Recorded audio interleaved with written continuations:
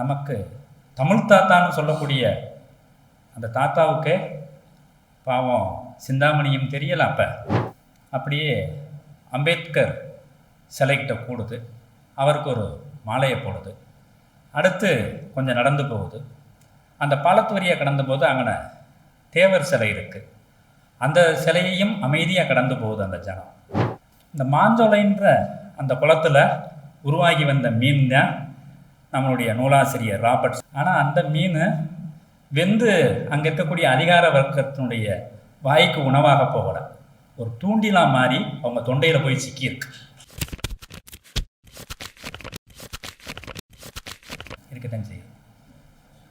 ஆமாம், அதே மாதிரி எங்கள் பசங்களும் கூட சொல்லுவாங்க, இந்த நாள் ஆரம்பித்தான்னா 54 நிமிஷம் முடிஞ்சாதான், எதுவும் மணி அடித்தாத்தான், காலேஜ் மணி அடித்தாத்தான் நிப்பாட்டுவான். இன்றைக்கி நம்ம கதி என்னவோ, எப்படியும் தோனி வந்துட்டு பேட்டிங் பண்ணிட்டு போயிடுவ போகிறாரு அப்படின்ற பதட்டம் தெரியுது. ஒரு ஆசிரியர் கூட சொல்லி அனுப்பிட்டார், கொஞ்சம் சுருக்கி வாசிங்க. ஏன்னா 59 அத்தியாயத்துக்கு 1 நிமிஷம் வச்சா கூட இன்னும் 1 மணி நேரம் ஆயிரும். ஏன்னா முழுமையாக புத்தகத்தை படிச்சிட்டோம்ன்ற அந்த கெத்துலங்கனை இருந்தாலும் அதை எப்படி சுருக்கி சொல்லப்படும்ன்ற பதட்டம் இருக்கத்தான் செய்யுது. நம்ம சிரிக்கிறது மாதிரி, சந்தோஷப்படுறது மாதிரி இந்த புத்தகத்தினுடைய உள்ளடக்கம் இல்லை. அதுதான் ஒரு வரியில் சொல்லுவேன். இந்த இரத்த கண்ணீர்னு ஒரு வார்த்தை சொல்லியிருக்கோம், அது இந்த புத்தகத்தை படிக்கும்போது வரும். அப்படித்தான் ரொம்ப சுருக்கமாக சொல்லப்போனோம்னா சொல்லலாம். மொத்தம் 59 அத்தியாயங்கள். அது பேர் கூட ஆரம்பிக்கும்போது மாஞ்சோலை 1349 கீழ் 2 எனும் நான் அப்படின்னு தொடங்குது. எங்கள் முதல்வர் சொன்னது மாதிரி இது என்னமோ ஒரு சினிமாத்தனமாக இருக்கு பேர். வழக்கு எண் 19 கீழ் 9 அப்படின்னு ஒரு சினிமா மாதிரி தெரியுதுன்னு தான் தோணும். அதுக்கு சப்போர்ட்டிவாக இருக்கிறது மாதிரி ஆனந்த விகடனில் வேற வெளிவந்துருச்சு. ஒரு புத்தகம் எதில் வெளிவருதோ அதை பொறுத்து அதனுடைய தரமும் மாறுபடுமோன்ற நான் நினைக்கிறது உண்டு. சில நேரங்கள் அதில் விடுபட்டு போய் வந்துடுறது. சிங்கம்பட்டி ஜமீன் பற்றிலாம் ஆனந்த விகடனில் வந்துருந்துச்சு. பழைய புத்தகங்களையெல்லாம் நிறையா கிடக்கு, நான் தொட்டு கூட பார்த்ததில்ல அந்த புத்தகத்தை. இந்த புத்தகத்தை பார்த்த பின்னாடி ஒரு பதட்டம் தொத்திக்கிற ஆரம்பிச்சிருச்சு. விஷயம் என்னன்னா, இதில் 42வது அத்தியாயத்திலிருந்து 45வது அத்தியாயம் வரை இருக்கக்கூடிய 4 அத்தியாயங்கள். இதுதான் இந்த புத்தகத்தினுடைய உசுருன்னு நான் நினைக்கிறேன். நான் பாடம் சொல்லும் போதெல்லாம் காங்கிரஸ் கமலம் அல்லது ஆணென்று அணைய அகப்பட்ட பெண் புதையல் அப்படின்லாம் நம்ம இந்த வடவூர் துரைசாமி ஐயங்காருடைய நாவல், இந்த தனமாவெலாம் இந்த புத்தகம் இருந்துருமா, பேரே அப்படி இருக்கேன்னு நினச்சிக்கிட்டு இருக்கும்போது அது இல்லை. ஒரு சமயம் அன்வர் பாலசிங்கத்துடைய கருப்பாயி என்ற நூர்ஜஹான்னு ஒரு புத்தகம் வந்துச்சு. நம்முடைய பார்வையை அது மாற்றி அமைச்சிச்சு. அப்போ இது ஆனந்த விகடனில் வந்திருந்தாலும் இது உள்ளுக்கு ஏதோ ஒரு வீரியம் இருக்குன்ற ஒரு தன்மையை அந்த புத்தகம் ஈர்க்க ஆரம்பிச்சிச்சு. எப்பயுமே நம்ம அரசுக்கும் அல்லது வெகுஜன மக்களுங்களுக்கும் சுவாரஸ்யத்தை விரும்புகிறவங்களுக்கு ஒரு பெரிய அதிர்ச்சி வைத்தியம் தேவைப்படும். அப்படி அதிர்ச்சி வைத்தியம் நமக்கு தமிழகத்தில் 2-3 நடந்துச்சு நம்ம காலத்திலே. 1968 ஒரு 44 அப்பாவி மக்களை துள்ள துடிக்க எரிச்சு கொண்ட ஒரு சம்பவம் கீழவெண்மணியில். அது மறக்கிறதுக்குள்ள அடுத்து கும்பகோணத்தில் 2004 ஒரு 94 குழந்தைகளை பறி கொடுத்தோம். சமீபத்தில் இந்த கள்ளச்சாராயம் குடித்தா 10 லட்சம் வேற கிடைக்குமா 24. இந்த வரிசையில் 23/7/1999 அந்த மதியம் 2:50. இதுதான் இந்த புத்தகத்தினுடைய ஹைலைட்டான அம்சம். நமக்கு சொன்னாங்க, இது ஒரு எரியும் பனிக்காடு அப்படின்னு ஒரு நாவல் வந்திருக்கு H. டேனியருடைய. நமக்கு தூரத்துலேருந்து பார்க்கும்போது அது பச்சையாக மற்றதாக தெரியுது. ஆனால் அது உள்ளுக்க பலருடைய ரத்தமும் சதையும் அது உள்ளோட கலந்துருக்குன்றது இந்த புத்தகத்தை படிக்கும்போது நமக்கு அறிமுகமாக ஆரம்பிக்கும். இதை பற்றியான வரலாறு சொல்லியிருந்தாங்க. 1929 ஜிங்கம்பட்டி சமீன்ட்ட ஒரு ஒப்பந்தத்தின் பேரில் இந்த பாம்பே பர்மா ட்ரேடிங் கம்பெனி ஒரு குத்தகைக்கு அந்த நிலத்தை பெறுது. அது ஒரு 99 வருஷ குத்தகம். வர்ற 28ஓட முடிய போகுது. அதை அரசாங்கம் அந்த ஜமீன்தாரி முறைகளெல்லாம் ஒழிச்சிட்டு தான் எடுத்துக்கிட்டதுனால இப்போ அரசாக்கு போகுது. அங்கே வாழ்ந்த மக்கள் சொந்த மண்ணில் அகதியாக மாற போகிறாங்க. அந்த துயரத்தை அந்த மண்ணில் பிறந்த ஒரு நபர் நம்மகிட்ட பொதுஜனங்கள்கிட்ட கொண்டு வர்றார். இதே அந்த புத்தகத்தினுடைய உள்ளடக்கம். நமக்கு தன் வரலாறுனாலே உடனே ஊவே சாமிநாத ஐயர் நினைவுக்கு வருவார். ஆனால் அது முழுக்க முழுக்க அவருடைய புகழை பெருமையை பேசுகிறது மாதிரியே இருக்கும். அதில் ஒரே ஒரு தான் அவர் வந்துட்டு தன்னிலை விளக்கம் கொடுக்கறது அவருக்கும் ஒன்றும் தெரியாதுன்றதுக்கு ஒரே விஷயம் என்னென்னா, அவர் சேலம் ராமசாமி முதலியாரை சந்திச்சுட்டு, ஏப்பா நீ எங்கேருந்து வந்திருக்க, உனக்கு வாத்தியார் யார் அப்படின்னு கேட்கும்போது, நான் மகோபாத்தியாயா மீனாட்சி சுந்தரம் பிள்ளை அவருடைய ஸ்டூடெண்ட் இல்லை. அப்படியாப்பா, சரி என்ன படிச்சிருக்க நீ? நான் அந்த புராணம் படிச்சிருக்கேன், இந்த உலா படிச்சிருக்கேன், இந்த சிந்தாமணி படிச்சிருக்கியா அப்படின்னா, அப்போ அந்த திருத்தக்கத்தேவர்னு ஒருத்தர் எழுதியிருப்பார், பார்த்தது இல்லைங்க, அதை முதல்ல படிச்சுட்டு வா அப்புறம் பேசுவோம் அப்படின்னு ஆரம்பிக்கிறார். நமக்கு தமிழ் தாத்தான்னு சொல்லக்கூடிய அந்த தாத்தாவுக்கு பாவம் சிந்தாமணியும் தெரியலை அப்போ, அல்லது மகோபாத்தியாயா மீனாட்சி சுந்தரம் பிள்ளைகிட்ட படித்து வந்த அந்த நபருக்கே சங்க இலக்கியமும் தெரியலை. அந்த சுயசரிதியில் அந்த உண்மை நமக்கு தெரிய வரும். அப்படி ஒரு உண்மை, நமக்கெல்லாம் தெரியாத உண்மையை தன்னுடைய சுயசரிதைன்ற பேரில் 59 கட்டுரையில் இந்த புத்தகம் நம்மகிட்ட கொண்டாந்து சேர்ப்பிக்குது.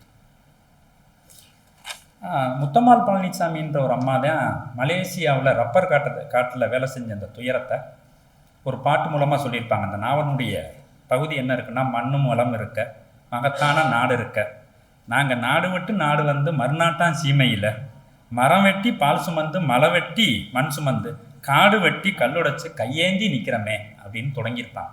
நம்ம மலேசியா சிங்கப்பூருக்கு போயிட்டாலே ஏதோ ஒரு பெரிய வசதி வாய்ப்பாக இருக்காங்க. அங்கே படக்கூடிய பாடு மகா கேவலமாக இருக்கு. நம்ம ஆட்கள் போய் அட்ரஸ் கேட்டால் கூட மலேசியாவில் இருக்கக்கூடிய தமிழர்கள் நம்மகிட்ட சொல்ல மாட்டாங்க. இவங்க பூரா திருடுறதுக்கும் மற்றதுக்கும் வந்தோன்ற டைப்பில் நம்மளை எதிர்கொள்வாங்க தமிழன்னாலே. அதை நான் பார்த்துருக்கேன். அப்போ வெளிநாட்டுக்கு போயிட்டாலே ஆரம்ப காலத்தில் நம்ம ஆட்கள் என்னென்ன பாடுபட்டாங்கன்றதை அந்த நாவல் பேசும். அந்த பாடுகளை இந்த புத்தகம் பேச ஆரம்பிக்குது. சரி, இந்த 42லிருந்து 45 வரை இருக்கக்கூடிய இந்த 4 அத்தியாயம் இது உயிர்நாடியாக இருக்குன்னு சொன்னேன். அது என்ன சொல்ல வருது? 23/7/1999 இந்த தமிழக வரலாற்றினுடைய ஒரு கருப்பு நாள்.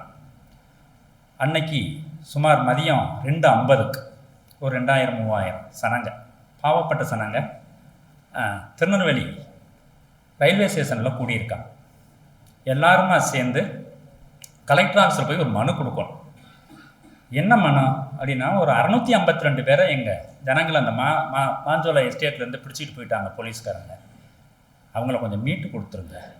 எங்கள் வயிற்றுப்பாட்டுக்கும் பிள்ளைகளை படிக்க வைக்கிறதுக்கும் ரொம்ப சிரமப்படுறோம், கொஞ்சம் சம்பளத்தை உயர்த்தி கொடுங்க இப்படின்னு ஒரு காப்படி நெல் உயர்த்தி கேட்டதுக்காகத்தான் கீழே வெண்மணியில் 44 உசுரை பறி கொடுத்தோம். கொஞ்சம் கைப்பிடி பசிக்குது, கொஞ்சம் கூட கொடுங்க. இதே பசியின் நிமித்தமாக கொஞ்சம் கூலியை கூட கொடுங்க, பிடிச்சிட்டு போன ஆட்களை திருப்பி கொடுங்கன்னு கேட்கறதுக்கு மனு கொண்டுட்டு போகிறாங்க ஒரு 2000 ஜனம். ஆனால் அதுக்கு 700க்கும் மேற்பட்ட போலீஸ்காரங்களை அங்கே நிப்பாட்டியிருக்க அரசு. இதே மாதிரியான ஆளும் அரசு அன்னைக்கு இருந்துச்சு. போன வேகத்துக்கு மனு கொடுக்க விடக்கூடாது. அந்த கூட்டம் ரயில்வே ஸ்டேஷனில் இறங்குது. அப்படியே அம்பேத்கர் சிலைக்கிட்ட கூடுது, அவருக்கு ஒரு மாலையை போடுது. அடுத்து கொஞ்சம் நடந்து போகுது. அந்த பாலத்து வரியை கடந்த போது அங்கே தேவர் சிலை இருக்குது. அந்த சிலையையும் அமைதியாக கடந்து போகுது அந்த ஜனம். அதுக்கு அடுத்து கலெக்டர் ஆஃபீஸை நெருங்கிடுச்சு அந்த பாலத்து வழியாக. ஆனால் எதிர்பார்த்தது நடக்கலையேன்ற பதட்டத்தில் போலீஸ் கூட்டம் இருக்குது. வேறு வழி இல்லாமல் எங்கேயோ இருந்து வழக்கமாக கூட்டத்தை கலைக்கிறதுக்கு கல் வர்றது மாதிரி கல் வருது. அது அந்த ஜனங்கள் மேலே தடியடியை உருவாக்குது. இது இந்த 4 அத்தியாயங்களையும் பதிவு செய்யப்பட்டு இது என்ன சொல்ல வருது, இதுக்கு பின்னாடி என்ன சொல்ல வருது அப்படின்றத தெரிஞ்சுக்கிறோம்னா, இதுக்கு தமிழில் நதியின் மரணம்னு காஞ்சனை சீனிவாசன் ஒருத்தர் ஒரு ஆவணப்படம் எடுத்தார். அதுக்காண்டி அவரை தூக்கி ஜெயிலில் போட்டாங்க. அதுக்கடுத்து தாமிரபரணியில் கொல்லப்படாதவர்கள்னு ஒரு சிறுகதையை எழுதினார் நம்ம மாரி செல்வராஜ், இப்போ வாழை சினிமா எடுத்தவர். அப்போ அவருக்கு 15 வயசு. அன்னைக்கு அந்த கூட்டத்தில் அவரும் கலந்துக்கிறார். இதனுடைய தொடர்ச்சியாக தோழர் தமிழ்செல்வன் சொல்ல வருவதுன்னு ஒரு கதை எழுதியிருக்கிறார். நான் இந்த 4 கட்டுரைகளையும் வாசிச்சுட்டு, கதைத்தன்மை உள்ள அந்த கட்டுரையை வாசிச்சுட்டு இருக்கும்போது அந்த கதை நினைவுக்கு வந்துச்சு. அந்த கதையில் ஒரு நாய், ஒரு 17 வயசு பையன் குருசாமி, அந்த ராஜபாளையம் பக்கத்தில் பச்சேரின்ற ஊரை சேர்ந்தாள். அந்த நாயை அன்னைக்கு சுருண்டு படுத்திருக்கும் உரல் ஓரத்தில். ஊர் பொம்பளையாளர்கள்லாம் அந்த உரலில் தான் வந்துட்டு ஏதோ இடிக்க வரலாம். அந்த நேரத்துக்கு மட்டும் போயிட்டு திரும்ப வந்து இந்த உரல் பக்கத்தில் படுத்துக்கிறோம். பயங்கர சோகமாகவும் உடம்பு சரியில்லாத மாதிரி இருக்கும். அது அந்த ஊர்க்காரங்களுக்கு புறம் தெரியும் அந்த நாய் ஏன் அப்படி படுத்திருக்கும். ஏன்னா அந்த நாயினுடைய அண்ணன் ஆள் இல்லாமல் போயிருப்பான். அவன் எனக்கு 15 வயசு, அவங்க அப்பா சின்ன வயசுலேயே செத்து போயிருப்பார். அதனால் உடனே அவர் கொத்தனார் வேலைக்கு போவான். ராஜபாளையம் பக்கத்தில் இருக்க ஒரு நாயை கொண்டாந்து வளர்ப்பான். அது ஒரு நல்ல நாயாக இருக்கும். அந்த நாய்க்கு அவன் டைகர்னு பேர் வச்சுருப்பான். அந்த பச்சேரிக்குத்தான் அந்த டைகரே ஒழிய அவனுக்கு அது பிரதர். எப்போ பார்த்தாலும் என்ன பிரதர் சாப்பிட்டீங்களா, வாங்க படுப்போம் அப்படின்னு அவன் பேசிக்கிடுவான். அந்த நாயும் அவன் மேலே அவ்வளோ பிரியமாக இருக்கும். அவன் எங்கே மீட்டிங்கு போனாலும் அல்லது எங்கே சினிமாவுக்கு போனாலும் அந்த நாயும் சேர்ந்து போகும். மீட்டிங் போகும்போது வேன்லாம் ஏற்றிக்கிடுவாங்க. ஆனால் சினிமாவுக்கு போகும்போது தியேட்டருக்குள்ள விட மாட்டாங்க. அப்போ நாய் வெளியிலேயே சுற்றிக்கிட்டு இருக்கும். அது மாதிரி ஒரு நாள் அவனுக்கு 2 கிறுக்கு. ஒன்று சினிமா பார்க்குறது, இல்லைன்னா அங்கே அந்த கட்சிக்காரங்க இடதுசாரிகளும் அல்லது இந்த ஒடுக்கப்பட்ட மக்கள் பற்றியான விஷயங்களை பேசக்கூடிய ஆட்களும் யாராச்சும் இருந்தால் அந்த மீட்டிங்கில் போய் பார்த்துக்கிட்டு இருப்பான் கடைசி வரிசையில் இருந்துக்கிட்டு. அப்படி ஒரு சமயம் மதுரைக்கும் வந்திருப்பான். நாயும் கூட வந்திருக்கும். ஊருக்கு போனோன்னா அந்த நாயிட்ட ஆத்தா முன்னாடி நம்ம மீட்டிங் போயிருந்தோமே, அங்கே என்னப்பா சொன்னாங்க அப்படின்னா அந்த நாயை கையை கால் ரெண்டையும் உயர்த்தி காட்டு லொல்லொன்னு குலைக்கும். அப்படித்தான் சந்தோஷமாக நம்ம ஆத்தா சிரிப்பா. அப்படித்தான் அன்னைக்கு சந்தோஷமான மீட்டிங்காக இருக்க போகுதுன்னு அவனும் நினச்சிருப்பான், அந்த ஆத்தாவும் நினச்சிருப்பான். திருநெல்வேலிக்கு ஊருக்காரங்கெல்லாம் போகிறாங்கன்னு அந்த வேனில் குருசாமியும் கிளம்பியிருப்பான். ரயில்வே ஸ்டேஷனில் இறங்கியாச்சு. 2000-3000 பேர் கூடியிருக்காங்க. அம்பேத்கர் சிலையை தாண்டியாச்சு, தேவர் சிலையை தாண்டியாச்சு, அந்த அந்த முதலியார் பாலத்தையும் தாண்டியாச்சு, கலெக்டர் ஆஃபீஸ் பக்கத்தில் போயாச்சு. ஏற்கனவே திட்டம் பண்ணாச்சு இவங்களை எப்படி கலைக்கணும். வந்த வேகத்துக்கு வழக்கமாக எப்படி போலீஸ்காரங்க கலைப்பாங்கன்னு தெரியும். எங்கெங்கே இருந்து கல்லெறி வருது, அதுக்கடுத்து கண்ணீர் புகை குண்டு வீசுகிறாங்க, தடியடியை தொடங்குறாங்க. எல்லாருக்கும் முதல்ல அதில் முதல் வரிசையில் பெண்கள் இருக்காங்க, முதல் அடி அவங்களுக்கு தான். அதற்கு அடுத்து மற்றவங்களுக்கு விழுகுது. அதில் இந்த குருசாமியும் ஒரு 17 வயசில் இருக்கான். அவன் எங்கேருந்து கல் வருது என்ன ஏதுன்னு தெரியல, அவனுக்கு ஒன்றுமே தெரியலை. அப்போ ஒரு எரி தலையில் விழுகுது, 2 கம்படி விழுகுது. அடி தாங்க முடியாமல் ஓட ஆரம்பிக்கிறான். ஒரு போலீஸ்காரர் திரும்ப தலையில் அடிக்கிறார். அப்போ இந்த நான் பார்த்துக்கிட்டே இருந்து என் நாயை அண்ணனை அடிக்கிறாங்கன்னு சொல்லி போய் கையை கடிக்குது. நாய்க்கு முதுகுல அடி, ஒரு கால் ஒடி. அடி தாங்க முடியாமல் அந்த தாமிரபரணி தண்ணிக்குள்ள விழுகிறாங்க. அது மாதிரி 100, 200, 300 பேர் தண்ணிக்குள்ள. தண்ணியில் நனைஞ்சவங்கெல்லாம் எங்கெங்கெல்லாம் நிற்கிறாங்களோ அவங்க எல்லாத்தையும் போலீஸ்காரங்க விரட்டி விரட்டி அடிக்கிறாங்க. அந்த தண்ணியோட தண்ணியாக பல பேர் போயிட்டாங்க. அரசாங்கம் 17 பேரை மட்டும், அதுவும் கரை ஒதுங்கின பிணத்தை மட்டும் கணக்கு சொல்லுது, வெறும் 17 பேர் அப்படின்னு. இந்த 17 பேரும் மறுநாள் கரை ஒதுக்கப்பட்டு அரசால் கணக்கில் காட்டப்பட்டு ஆஸ்பத்திரி கொண்டு போவாங்க, பிரேத பரிசோதனை செய்கிறாங்க. இதை அநியாயமாக அடித்து கொண்டுட்டாங்கன்றதுக்காண்டி உரியவங்க பிணத்தை வாங்க மறுக்கிறாங்க. அப்போ அரசாங்கம் என்ன செய்யுதுன்னா, வாங்காத பிணங்களை தாங்களே புதைக்கிறதாக முடிவெடுக்கிறாங்க. அப்போ ஒவ்வொரு ஊர்களுக்கும் அந்த பிணங்களை எடுத்துக்கிட்டு கொண்டுட்டு போகிறாங்க. அந்தந்த ஊர்க்காரங்க அதை மறுக்கிறாங்க. நீங்கள் இன்றைக்கி கொண்டாந்து புதைச்சிட்டு போயிடுவீங்க, நாளைக்கு அஞ்சலி கூட்டம் நடத்துகிறேன், நினைவு கூட்டம் நடத்துகிறோம்னா அவன் வந்துக்கிட்டு இருப்பான், எங்களுக்கு சிரமம் இல்லை, அதனால் நீங்கள் வரக்கூடாது அப்படின்னு இந்த பிணத்தை புதைக்கிறது கூட எந்த ஜனங்களும் ஒரு வழியாக எல்லாத்தையும் பேசி சமாளித்து ஊருக்கு 2-3 புதைச்சிட்டு அரசு தன்னுடைய வேலையை முடிச்சுக்கிறது. போராட்டத்துக்கு போன பையன் திரும்பி வருவானே அப்படின்னு ஆத்தா எதிர்பார்த்துக்கிட்டு இருக்காங்க, வரல.